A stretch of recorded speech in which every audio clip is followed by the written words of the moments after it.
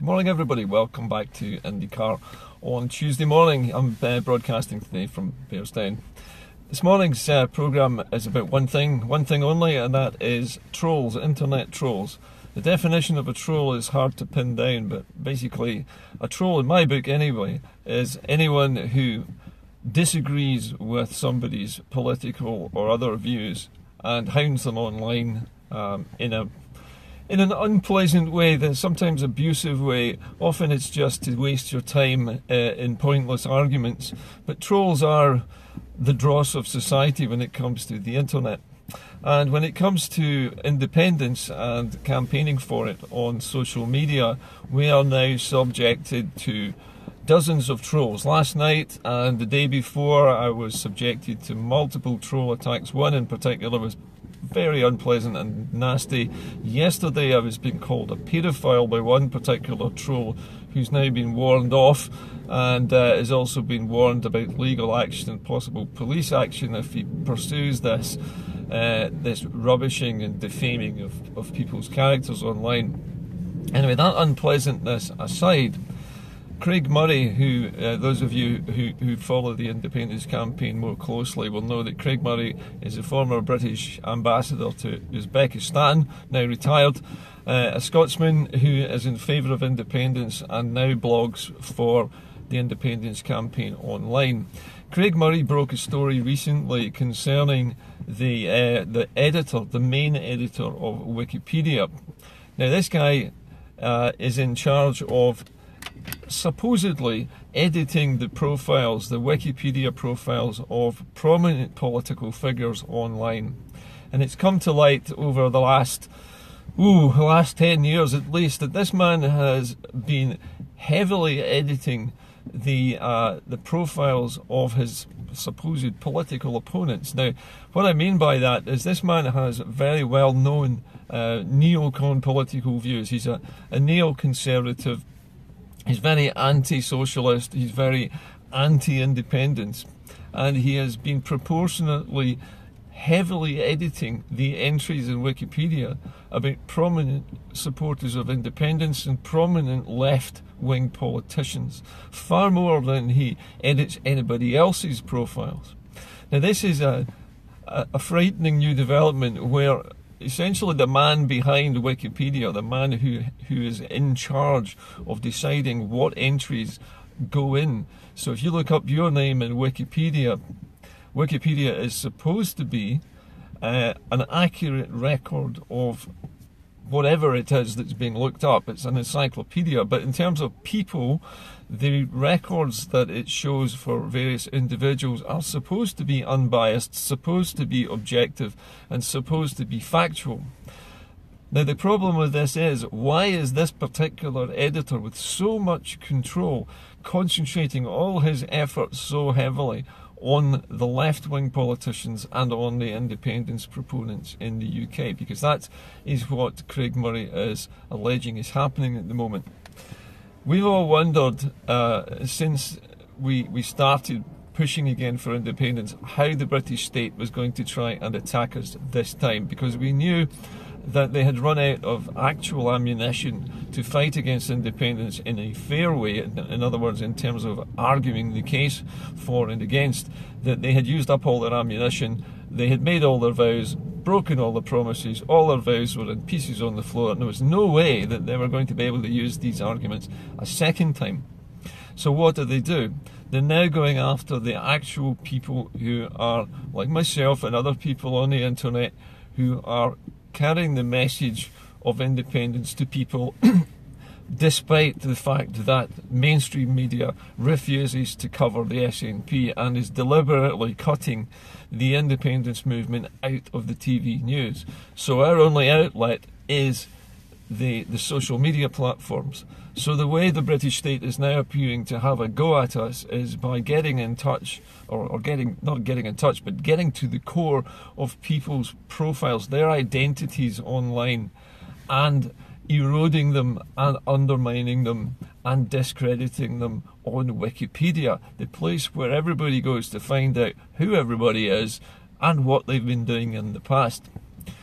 This guy in charge of Wikipedia, this editor, he has only 200 followers, a remarkably low number of followers for a Twitter account. 200 followers, and of those 200 followers, most of them are British media journalists. Now, why is that? Well, the answer to that is because the British media is going to this guy for the information on Wikipedia that they want to display in the newspapers to discredit people like myself, like Craig Murray, and other prominent people in the independence campaigns. So we know now what the British state is planning for us. They are trying to have a go at the people themselves, not at the message, but they're going to shoot the messenger. They've already been trying to undermine me. They've been trying to accuse me of being a paedophile. They've been trying to accuse me of taking money under false pretenses. Neither of those two things has worked. Now they're going to go for something else. And it seems that the main target now is Wikipedia. And whoever has a profile on Wikipedia, whoever is important enough to feature in that, is now going to have the facts that are recorded about them on Wikipedia edited by this guy who is apparently feeding information to the British media. It's a very unpleasant and worrying development, and everybody should be aware of this. I'm not saying that I've been targeted particularly by Wikipedia in this way, because I don't know that that's true. But what I am saying is that Craig Murray has hoisted a red flag in the last few days and said, look at this dark corner, and look at who is doing what. Wikipedia's main editor, who has done thousands of re-edits of people's biographies, has concentrated most of his efforts on the people that he hates the most, the ones who have either socialist leanings, are proposing more progressive policies for the UK, who are anti-conservative, who are anti-neocon, neoliberal, and are more progressive. That's the worrying thing. There is a man with too much power, and it may not even be just one man. This guy is so-called the main editor for Wikipedia for politicians and other leading figures. He's the guy who edits these pages. He may not be just one person, though. Remember that on Twitter, on other media platforms, there are teams of individuals working behind the scenes on these accounts. And it may well be that this account on Twitter, which purports to be this editor, is in fact a team of people who are editing your lives and mine to make it seem as though we are in some way worse people than we really are. So what better way to undermine the independence campaign than by going after the people who are actually leading it, or the people who are actually giving out the information about independence itself.